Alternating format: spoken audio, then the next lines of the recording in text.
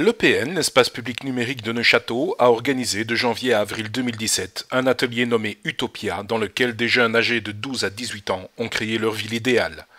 L'EPN de Neuchâtel, comme partout en Wallonie, c'est en effet un espace d'apprentissage et de médiation des usages numériques qui a pour vocation de favoriser la participation citoyenne. En accroche, un jeu en ligne, bien connu des adolescents, Minecraft, utilisé ici dans sa version éducative.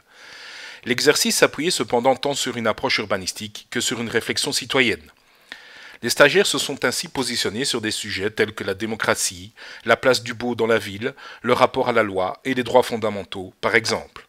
Une activité qui a représenté un investissement de presque 100 heures de travail et qui a été prétexte à de nombreuses rencontres de scientifiques et parlementaires.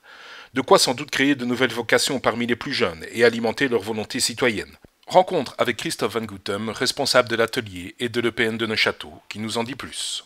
S'intéresser à ce que joue un ado, c'est créer un pont avec lui et ça veut dire ne pas le perdre dans son monde et dans sa bulle. On a abordé des sujets comme la justice, comme le processus décisionnel qu'ils ont réinventé.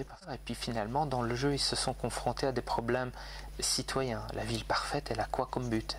Donc ils se sont positionnés par exemple dès le premier cours en disant que leur ville parfaite devait avoir comme objet l'épanouissement personnel et professionnel, c'est intéressant.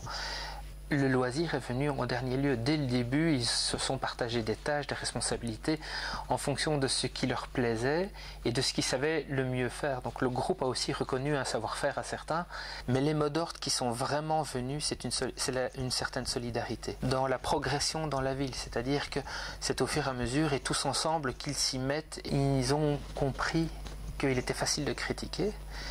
Mais quand on se met ensemble pour faire un débat, là ils se sont aussi rendus compte de la complexité de pouvoir satisfaire tout le monde avec les ressources qui étaient à leur disposition.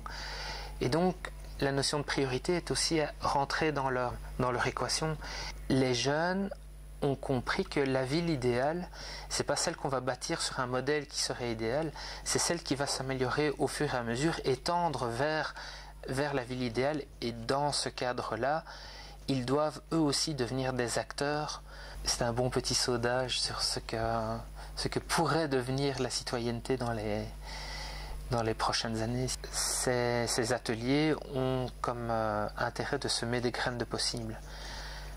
Donc ces enfants ont des idées, le fait que les adultes les entendent va peut-être aussi rendre les choses plus positives par la suite, où on se dira pourquoi pas après tout.